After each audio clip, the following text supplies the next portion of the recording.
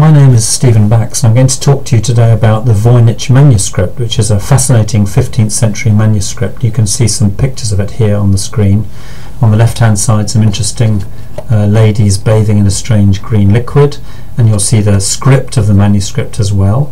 On the right hand side, the picture of a plant, and again the fascinating script, not a single letter of which we understand, not a single word of it we can interpret as yet. You can see more information about me on the website at the bottom of your screen, and particularly if you want to read in detail what I'm going to talk about, then there's a full academic article there, 50 pages long, if you want to explore it in a bit more depth. This video only goes through it rather superficially to give you a general idea of the kind of direction that I'm trying to propose. Here are some more examples from the manuscript. It's got hundreds of pages, lots of beautiful pictures, including some rather European looking castles on the left hand side there, and the curious pictures of nymphs thought to be something biological, but again we don't really understand what that's all about. And the manuscript itself is in Yale University Library in the United States. And it's been called the most mysterious manuscript in the world because despite having hundreds of pages of script and wonderful diagrams and pictures, we understand not a single word of it. We don't know where it was written, we don't know who wrote it, we know nothing about it except that it was discovered in Italy, as I'll say in a minute. We've got some other pictures here. We've got what some people used to think was a picture of a sunflower, but after the carbon dating of the vellum of the manuscript to the 15th century, people realized it couldn't be a sunflower because that only came to Europe much later. On the right hand side as well, you've got some nice pictures there of a plant and also some examples of the script, which we'll talk about in most detail. Just a bit of background to explain where I come from. I'm Professor of Applied Linguistics at Currier at the University of Bedfordshire in Britain.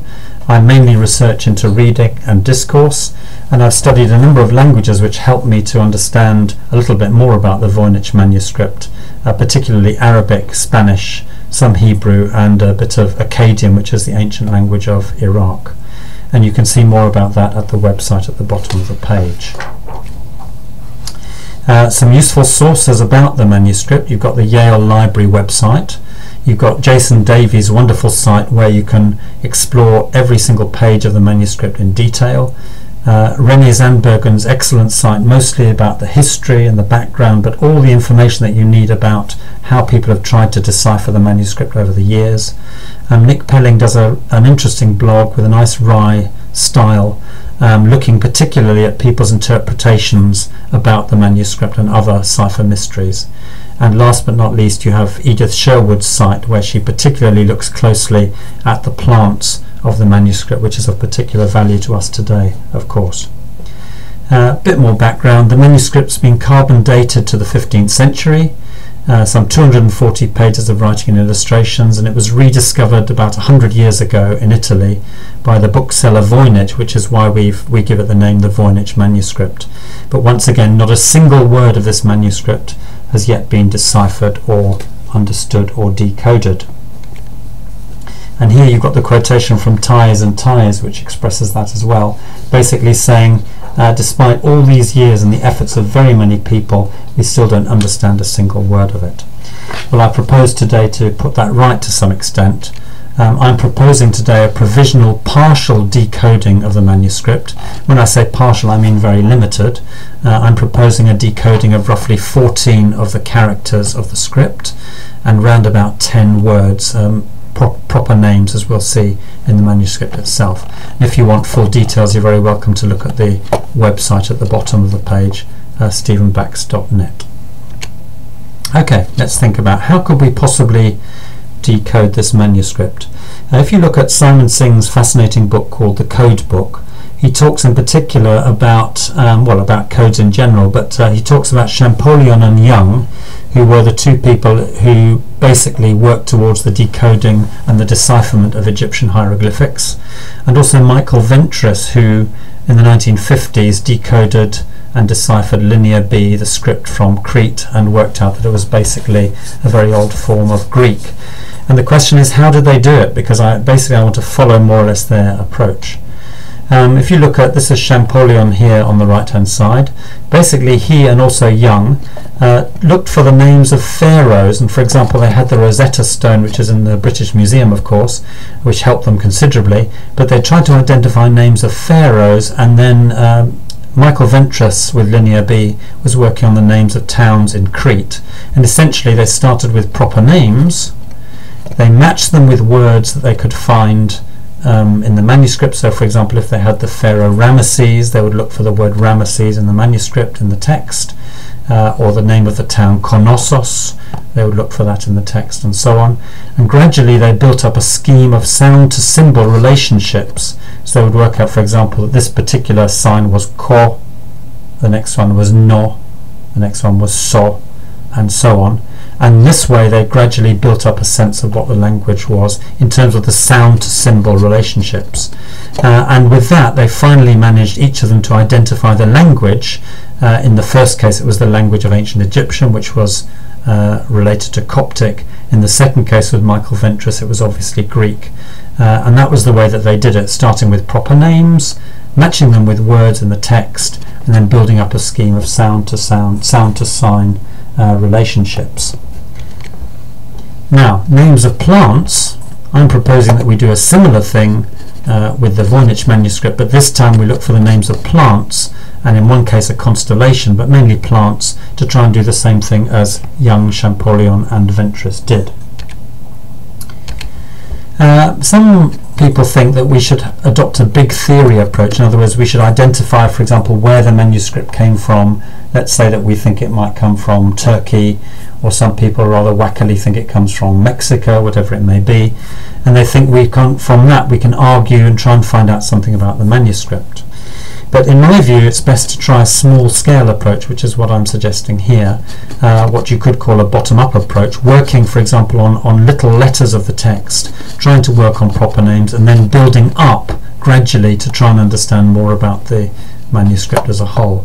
So I propose to examine 5 plants in the manuscript and 1 constellation, the constellation of Taurus, trying to identify the probable proper names of these plants, and then gradually working out the sounds of each Voynich sign by sign.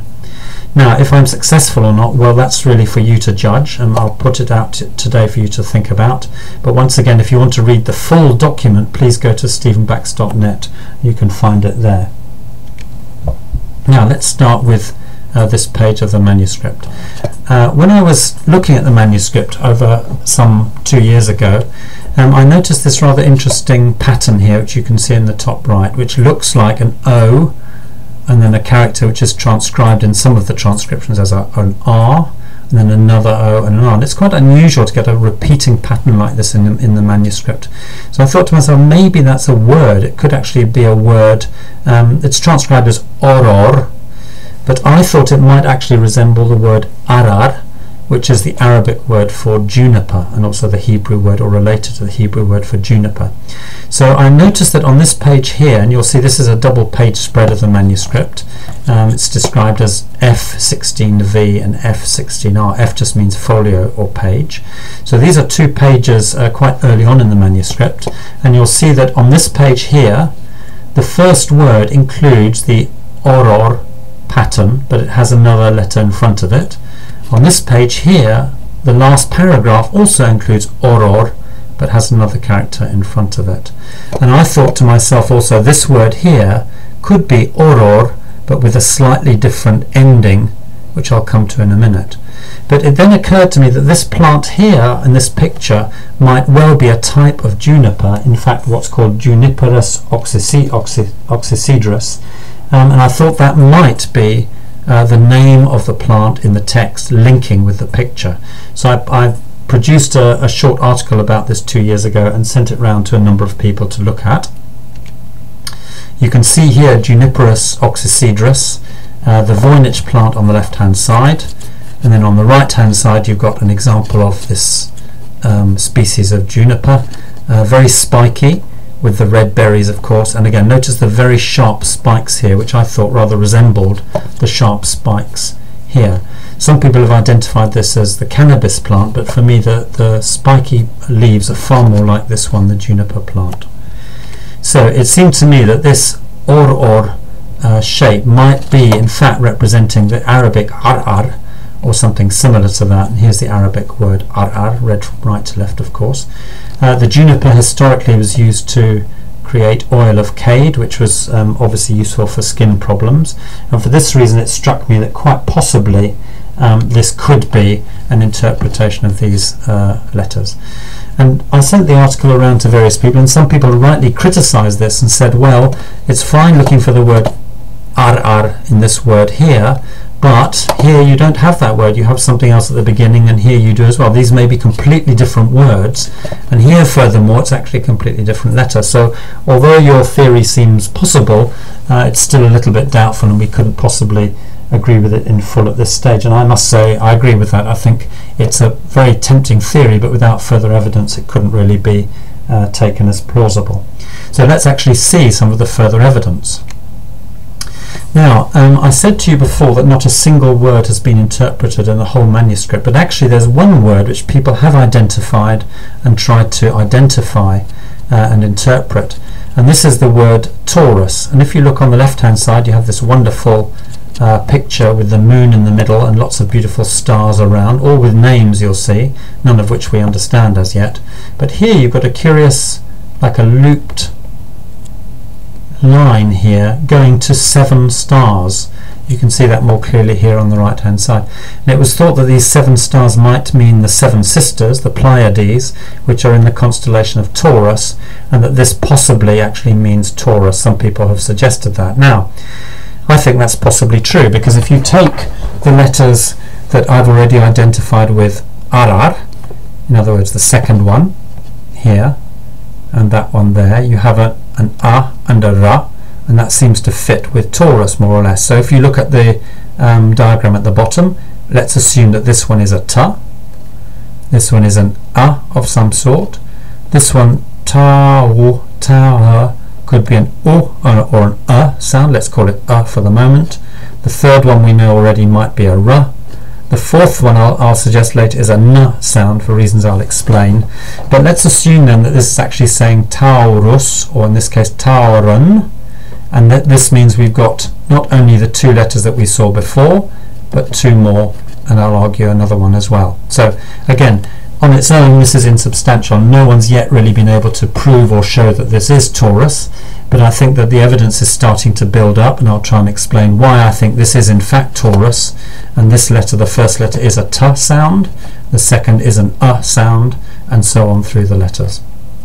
So let's move on then to the third possibility, and here we have what I think might be the plant coriander. This has been identified as the coriander plant by Sherwood and others, and it seems quite distinctively like coriander. You can see that there, although of course like all the Voynich plants there are some rather odd elements of it which nobody quite understands, but that could just mean it's a foreign or unusual version of the plant. But anyway, taking other people's idea that this might be coriander, I noticed that there's a strange addition to the text. You've got the normal text here on the bottom, but you've got something added just above the first word, and you can see that more clearly over here. Now it struck me that this might be typical of medieval herbal manuscripts. It might actually be the name of the plant, but a different name from the normal name that the writers know. So the writer's basically saying this plant is called whatever we normally call it, but this is what other people have called it, so they write in a marginal gloss there. So I assume that this might actually mean coriander, or some version of the word coriander.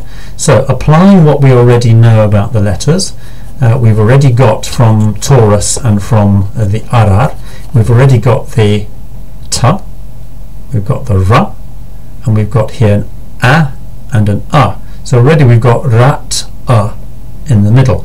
Now if we extrapolate from that, we could assume that this might be a ka, this might be something like an o or u, so we've got kurata. Now this does actually resemble, if you look at some old versions of the word coriander, and there are hundreds of different ways of writing coriander, cilantro, cilantro, Danya in Hindi and so on, so many different ways. But if you just take some of the oldest ones of all, you've got Greek Linear B, Coriadana, you've got the da there instead of the ta. You've got English coriander, Coriander. You've got the N in there, but you don't have it in the old Greek form. Cilantro, you can spell it, of course, in a different way, but cilantro still has a K, a L instead of a R, and then it's got here a N, and then a T instead of a D. Now, working through other languages, I suggest that this possibly is an interpretation of this particular word. You've got K, U, because it's a double letter there. O, I'm assuming is U. R, we've seen before. A, Kura, Ta, A, like a schwa or an U sound, and then an unknown one at the end. But Kurata fits the letters that we've already suspected quite well, and also adds the possibility that this is a K sound here. So this is the interpretation of coriander. Once again, as with the previous ones, on its own we can't believe it, but as we go through we'll see how the evidence is building up for this sequence of letters being possibly true. Let's look then at the fourth plant that we're going to look at, and this is the plant which is called Centaurea. That's the name of the genus. There are several species within that, hundreds of species actually within that. And if we look at folio 2R in the Voynich manuscript, you'll come across this picture, and this has been identified again by Sherwood and others as the Centaurea, various different species of the genus Centaurea, but nonetheless it's clearly a Centaurea, and I think there's very little argument about that. Some versions of this are the knapweed and the cornflower, but this is obviously not a Western European version, but it could be from Eastern Europe or from Asia. Now, if you look at the first word again, and again it's important to start with the first word, because in medieval herbal manuscripts that was typically where the herb was actually named. Not always, but typically it was named there, or at least in the first line. So here if we look at the first word, and also the first words of the second paragraph, you've got two paragraphs here. This is the first paragraph enlarged, and you've got the word here, and you'll notice that the first letter is the same as the letter that we just saw with coriander, the K. So I was beginning to suspect that this actually might be the word Centaurea in one form or another. So let's look at the evidence for that. Now, Centaurea was a very well-known plant in the ancient times and in the Middle Ages. You can see here another example from a herbal manuscript. This is the 13th century herbal here on the left hand side, from the Egerton herbal, which is in the British Library, 13th century, and you'll see other examples of what are called Centaurea. You can't read it here, but Centaurea major and Centaurea minor, small and large Centaurea. So it was quite well known in herbals, quite commonly depicted. The origin of the name actually is from the word centaur, or centaur in Greek. Particularly the centaur or the centaur's name was Chiron or Cheiron in Greek. He was supposed to be a herbalist in ancient mythology, and you can see here at the bottom right hand side you've got Diana presenting the centaur Cheiron or Chiron with a plant. And this is in the 16th century Harley manuscript, again in the British Library. So you'll see that the actual centaur was famous was well known in the mythology, and well known also in the medical side of the plant, because he himself was supposedly a medical practitioner. So remember the name, because we'll come back to that in a minute. You've got Chiron or Chiron and Cheiron with that H beginning the letter, and we're thinking about the plant Centaurea, of course. Now, here is an example from an Arabic manuscript. This is a wonderful manuscript in Leiden in Holland, in the Netherlands, and the manuscript was in fact written in Samarkand in Central Asia in 1082, and we know that precisely because of a little inscription that was written in the beginning of the manuscript. And here too they recognize the Centaurea plant, but they call it, obviously in Arabic they call it Canturiun. This is a n here, nun, Canturiun, which obviously comes straight from the Greek Centaurea. But obviously the name in Arabic lasted for centuries, just as it did in Greek. And in fact in modern English we still say Centauri, and in modern, for example in modern Turkish, they talk about Kantaron, and the same in Azeri, the language of Azerbaijan, other Turkic languages. So we'll see it still exists, this idea of the Centauri, so the name of Chiron or Cheiron lives on. Back to the Voynich manuscript. Here on the right hand side you see a really nice example. This is taken from a 15th century Italian manuscript, but look at the way that Centaurea Major is written. Notice these I, what it looks like I, but actually this is meant to be an N, this is meant to be a U, but notice how difficult it is to read it with simply the single use of the individual letters. And here's M, just written as 3 strokes, and another stroke for I. Now, to the practiced eye in the Middle Ages, and even to us today, we can work out what this means, but actually look at how it's written just with these little strokes. Now, I'll suggest that in a few minutes' time that this actually is used also in the Voynich manuscript, this style of writing these complex letters. So here we have the page folio 2R with Centaurea here, and you've got the first word on the left and the first word of the second paragraph there on the left at the bottom. This is the first word of the first paragraph enlarged, and I want to suggest that this actually says Centauron, meaning Centaurea. We've already seen the K. Look at the diagram below. We've seen the K already from Coriander. We've seen the T already from Taurus, and also from Coriander. We've seen the A from Arar. No, sorry, that was not from Arar. We've seen the A there from Taurus, and we've seen, well, we saw the N before, but this is where the N comes into its own. Now, my suggestion here is that these two letters form the sound ir, with this being a R sound, and these must form a N and a N by deduction, because then you've got Centauren, again assuming a lot from context, but also taking a number of letters from what we know already from previous examples. Now this is a perfect fit, of course, because you've got Centaurea, the name of this plant. This is the very first word on the page, so it seems to me quite convincing to suggest that this actually is the word Centaurea in a varied form. Now if we look at the second paragraph, this at first is a bit deceptive, because you think to yourself, well, this word here in the second paragraph is not the same as this one. Here has an extra letter and here it doesn't have. Does this mean that this is not really the plant Centaurea at all? Then it struck me that actually this could be the name of the Centaur Chiron or Chiron himself. So if you take away the N there, which is the name of the ends the name of the plant, Centauron, and here you have Centair, you have basically the word centaur. And then here the second word, I'll read it for the moment as Chauron, Chaur. And I'll just express this a little bit more clearly. Here, if we take that across there and bring this one up, you've got here on the left hand side Centairun, and here you've got Ch, which is like a Ch sound, or a Kh, aspirated K, or a Ch, or possibly a Ch, and then you've got the that we've seen already, and then I suggest this is interpreted as Ur, just as we interpreted this as Ir with one stroke, this one as Ur with 2 strokes, along the lines of the medieval practice in Latin script.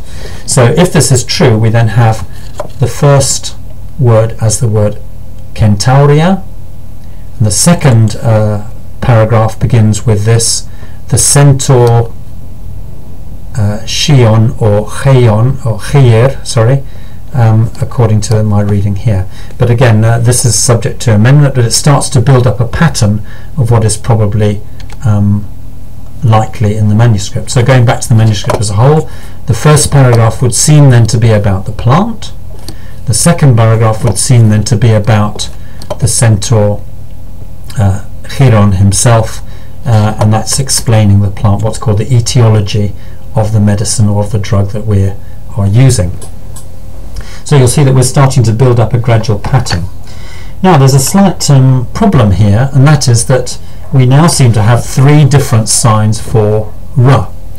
We've got this one here, which I suggested was in Arar. We've got this one here, which is the one at the end of the word I thought was Arar, at the end of the line. And we've got this one here, which I've suggested for the word centaur and the name Chiron as well. Now that could be problematic, but in fact this is not entirely impossible, because it's quite likely, as it seems to me, looking at the shape of this one, that this one here is simply the same shape but with an ending downwards to signify, for example, the end of a line or the end of a sentence or the end of a paragraph. So it seems to me that these two could be exactly the same sound, but this one's simply in a different position. This one here is a bit curious because it's rather different from this, but it could be, for example, that it has a different inherent vowel in it. And this happens in some languages, for example in Amharic, that the script has a different vowel and a different letter shape for that consonant plus vowel combination. So it could be, for example, this is ra, this is ur or ro. We don't know as yet. Or it could be that they actually indicate slightly different versions of the ra. One could be, for example, a r, slightly longer one. This could be what's called allophonic. But again, we don't know. We have to do a bit more research into that. But nonetheless, I'm convinced that both of them, both of number 1 and number 3, do indicate the sound ra in various forms. Okay, turning now to the next plant, which is on folio 3V of the manuscript.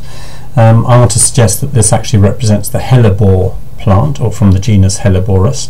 This is really in line with people like Sherwood, who've identified it as a form of Hellebore, perhaps Helleborus fetidus.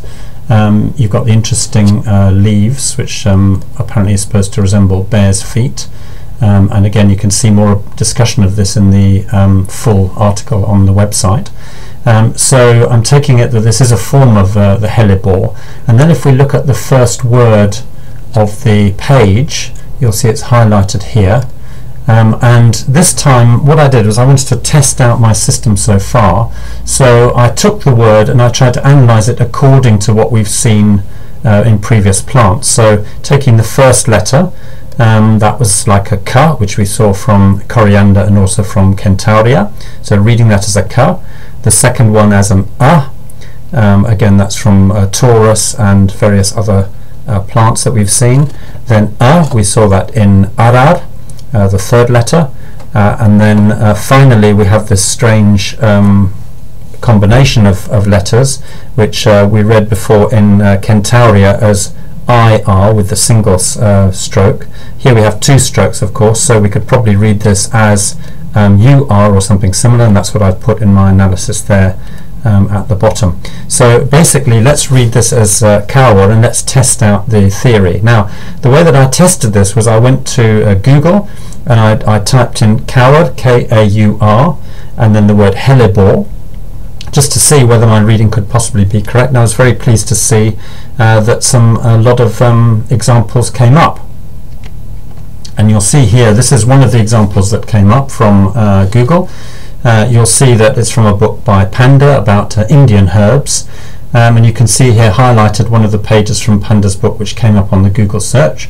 So we've got the name Helleborus niger, the black hellebore there. We've got some of the names for it. You've got black hellebore in English, and then underneath you've got some Arabic forms which are written by Panda in a slightly strange way, but he puts them as Khartu, Kurbek, and then the Persian form as Kharabek Hindi. But most interestingly of all, underneath he puts the Kashmiri form as Kaur, Ka-A-U-R. In other words, we seem to have an identical match of the name of the plant Hellebore with my reading of the plant according to my analysis so far. So you can imagine that I jumped out of my seat and was very pleased with this, because it seems to ratify and substantiate a lot of the analysis that I've put in so far, and you can try it yourself in Google if you like. Now, in the full article I've written a full account of this word, because it took me some 10 months of part-time study in libraries to look at the origin of this word coward, which looks like it might be Indian, but actually I discovered it has its roots in Sumerian, then Akkadian, and goes into Semitic languages such as Arabic, and particularly the Arabic word kharbak, which Panda's written in a rather strange way there as Kuwarbek, but actually if you look at Arabic manuscripts such as this 15th century manuscript in Princeton, you'll see here an example of the plant, and you'll see written there, if you can read Arabic on the right hand side in red, bottom right, it says Kharbak Aswad, which is black hellebore. So my point is that the word kawar originates possibly from the Sumerian kurkur, and then went into Semitic languages eventually as kharbak. Bak comes from the Persian bech, which means root. So you've got root of the char plant or root of the kaur plant. So my contention is that this word kaur is actually originally from the Sumerian, but then was taken in and is a perfectly legitimate reading for the Voynich manuscript text. So let's look back at that again. So you've got the Hellebore, and you've got the first word again, which is significant, and I think it's quite convincingly read as kaor, something like that. Of course, we're not sure of the voweling at this stage, but it seems fairly plausible that this is a ka, there's a r at the end, and there's some sort of voweling with some sort of diphthong there in the middle. So this alerted me to the fact that my reading so far is possibly substantiated. Okay, let's move on to the sixth example, and here we have the plant which I consider to be Nigella sativa. And this has been identified as Nigella sativa by quite a few people, Sherwood again in her website, and I think this is unusual in the Voynich manuscript for being a pretty clear identification, because you've got the flower of the plant here very explicitly, very similar to the Nigella plant, and this is taken from the web, the internet, and you've got the seed pods here very, very distinctive, and again they seem to be very clearly represented. So it does seem to me that this is fairly clear example of Nigella sativa, which was called black cumin or Roman coriander, and was famous for the black seeds which it produced, and still of course we use it today in cooking. So this is folio 29V in the Voynich manuscript. Now again, if we then look at the first words of it, of the page, there on the left hand side, and you'll see here we've got them again indicated and here enlarged, and the way that I would read this is the first word actually is identical to the word for Hellebore on the previous example we gave, which would be a bit surprising. This is not a Hellebore, but if it's combined together with the second word, then it reads something like, in my analysis, you can see at the bottom there, kaor, and you can see that on the bottom left, and then what I think is a reading here of cha, or probably more likely cha. Cha, as you remember, we saw that in the name of Chiron, the centaur before, Chiron, and here we have kaor, char or char. And this is interesting because this word char or char is a very common form of the word meaning black across many Asian and indeed some European languages as well. So this is very tempting, because Nigella sativa is famous of course for the blackness of the seeds. In fact, the word Nigella comes from the Latin niger, meaning black. And also possibly the first word actually, kaor, could also be related etymologically to the word black. So it's not entirely clear what the meaning of these two words is exactly. It could either be black kaur plant, in other words the plant first and the adjective second, or it could actually mean black etymologically and then black again with a different form. But the interesting thing is that you can see the emergence of this form into various different languages, particularly in the Indian subcontinent. You've got the Hindi term for Nigella sativa is Kalajira, the Tamil form Karum Chirakam, the Sanskrit form there Krishna Jira. This particular analysis here looks at the Persian idea of zire, which is seed. So it could be that in these Tamil is most likely to be derived from black seed, and so on. And if so, then this in the Voynich manuscript could be the word for seed. It could, however, simply be another word for black, and it's borrowed in a way in a particular language which takes account of these but is not necessarily identical to them. You also see that the Nigella sativa was very often confused with caraway, the caraway seed as well, and other seeds as well actually, and it could be that this word in the Voynich manuscript is related to the Latin.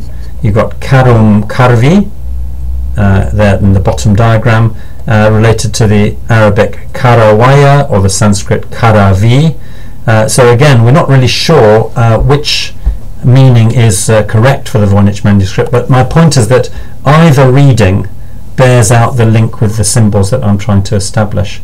So no matter whether we read it as black kaur or black or black seed, nonetheless the key thing of the link between the sound and the sign seems to be clearly established, and I think we can accept it as quite probably valid by my analysis in any case.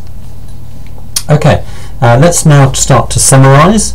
I've put here on this slide a summary of what I think are the sound sign correspondences in the Voynich script, and you can see again the full list in the appendix of the document on the website.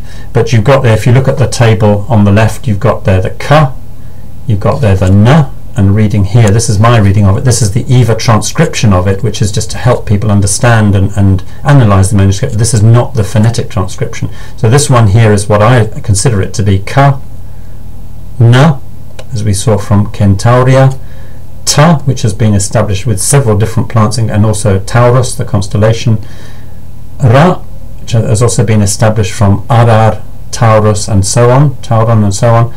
You've got then the other form of Ra, which I think was established from Centaurea and also from Coward, and then you've got this, the last sign, which is still tentative, but is probably some form of Ha, probably not a Cha, but I've put that there as a possibility, and that's from the reading of Chiron or Chiron or Cheiron, and also from the reading of Char in the case of Nigella sativa. And then we move down to the vowels at the bottom. Vowels are far more tenuous and uncertain, so this is very speculative here, but it looks like the O, what looks like the O, should be read as an A. This one could possibly be read as an A or a W sound, an O sound, depending on the context. This one here, I'm reading it as an Ir. This one as possibly an Ur. These ones, of course, derived, I think, or copied from Arabic manuscript forms of writing those particular vowels, but this one, the R sound is not. It's obviously independent. This one I'm reading as possibly not the O, this is the EVA transcription, but as an O sound because of its place in the Coriander, and the long one then as U, but again this still needs further corroboration. So having done this, of course, the next test is to try and move on to other pages in the manuscript to see if we can actually read them from what I've done so far. Now this is not easy because we still haven't read many of the signs, and we still have to work out carefully and systematically what those signs actually mean. That's important, but nonetheless some of them do seem to be a little bit readable, if you like. So if you look here at this word on the right, this is the first page of one of the plant pages, and you'll see here we have, if you read it according to the signs we've read already. We've got Ka is the first one, we've then got U, we've then got Ta, we've then got O, we've then got Na. So it reads, tempting to read it as Kuton. Now could this possibly, and I'll leave the question mark there, could this possibly be cotton? Well, if you look at the plant itself, unfortunately there's no sign particularly of cotton in there, which is disappointing. It would be lovely if there was a little cotton bud appearing, so we can't say for certain whether this does actually mean cotton, but nonetheless it's still a possibility, and my proposal is that we continue to try and read the pages using the letters that we have, and then work hard to try and get the remaining letters which we don't have so far. So moving towards the conclusion, what does this tell us about the Voynich manuscript as a whole? Well, first of all, and this is my opinion from my evidence here, the Voynich manuscript is not a hoax. It's a genuine, meaningful document. For the first time in 600 years, as it seems to me, we can read some of the words and signs. 10 words and 14 signs and clusters are discussed in the article, one or two more than I've discussed here in this video. Let me just emphasize that although the reading here in this video makes it sound quite straightforward and simple, this of course is the result of lots of decades of work actually by many people. Credit should go to them, and also by hard analysis and library work. It's not simply a question of putting things into Google and up comes the answer. Unfortunately, it requires a lot of hard work in the library. Enjoyable work though. The evidence suggests that it's probably a 15th century treatise on nature, as it appears to be actually. Probably is actually describing and analysing plants and their uses for human beings, as well as possibly medical and then astrological elements later in the document. So I don't think, for example, it's a secret code disguising some political purpose. I think it really is a 15th century treatise on nature. And finally, the last point on this slide, it's not a secret code, I don't think, but I think it's simply an unknown script in a language that's unknown, but could possibly still be in existence if we can find out what it is. So let's look a little bit more at the script and other aspects of the manuscript. Well, it seems that there is some omission of vowels which resembles the abjad form of script, such as Arabic. Arabic, for example, does not use vowels normally except for long vowels or in the case of the need for clarification, and it seems that the Voynich script also has some elements of abjad in it, but as we've seen, it does also indicate some vowels, so that's an interesting feature about the script. In terms of the language, which of course is a different matter from the script, if you look at words like kawr, you see there seem to be influences from the Near East, from the Middle East, from India, but not, I mean, although you have Centaurea and you have certain Greek elements as well and Latin elements in the script itself, the word kawr for me indicates that the language is possibly actually not a European language, but that remains to be seen. But the manuscript still has lots of mixed elements of culture. There are European elements, for example, you've got references to Chiron, the centaur, you've got lots of illustrations which seem to be European, but also you have Near Eastern things such as the names of the plants. You also possibly have Caucasian elements as well.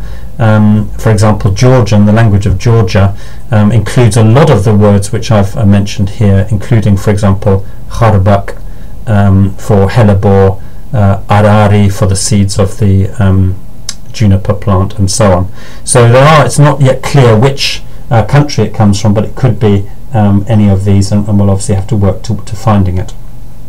So let's think about where the manuscript was possibly written and how it came down to us. And let's think of this by using two interesting examples and what I consider to be a likely aspect of the Voynich manuscript, which is what I call the cultural extinction theory.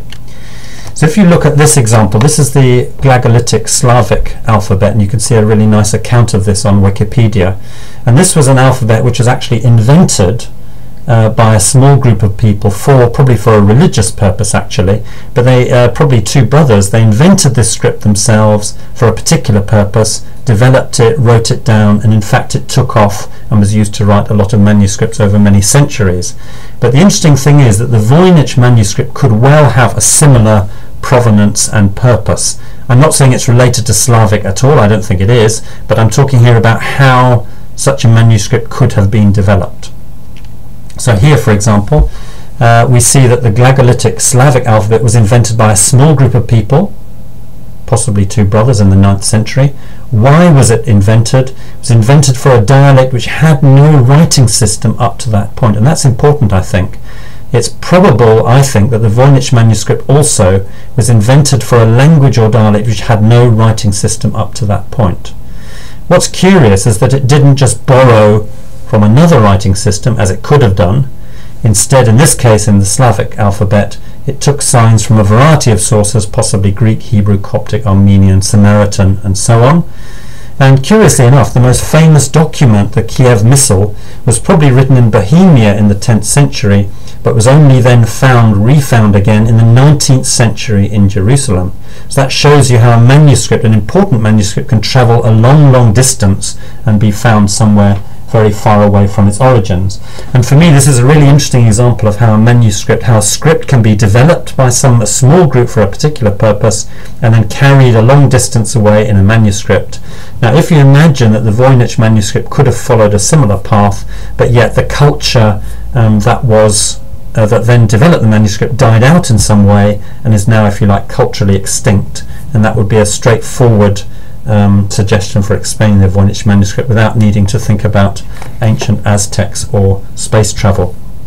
Let's look at another example, the really interesting example of the Rongorongo script found on Easter Island, and again you can look at Wikipedia for examples of that and explanation of that. Well, that's another case of a script that was obviously developed, possibly independently, on Easter Island, was used for various purposes, nobody's quite sure what.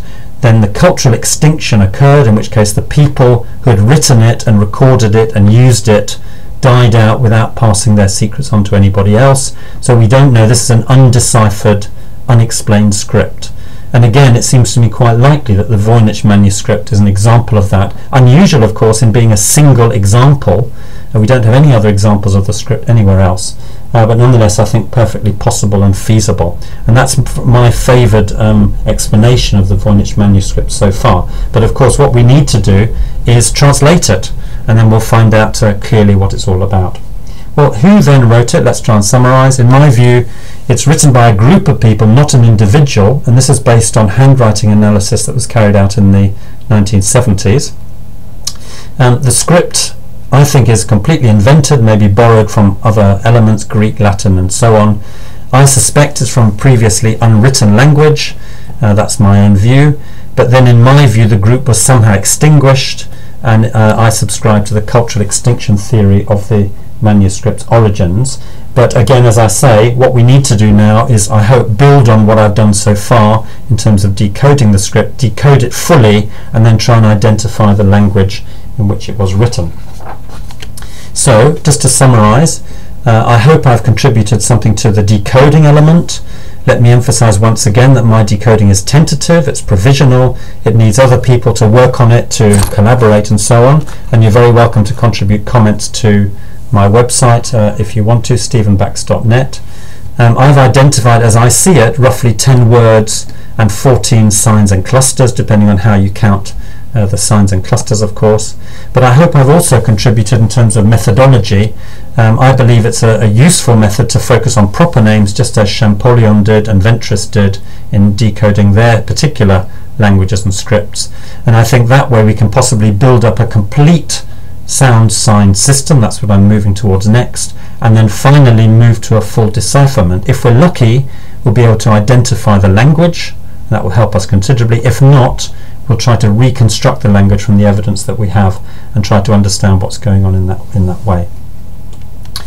Finally, I'd just like to say many thanks to the many Voynich scholars who've participated, particularly to René Zandbergen for his excellent scholarship and website, and for setting up the Voynich 100 conference in 2012, which was such an interesting and stimulating event. Also the Yale Library at Yale, other copyright holders of images and so on, and to those who've helped and critiqued my work, and I've named some of them there at the bottom. And finally, thank you very much for listening. Feel free to look at the website, add your comments and suggestions, which will be very welcome and very well received. Thank you very much.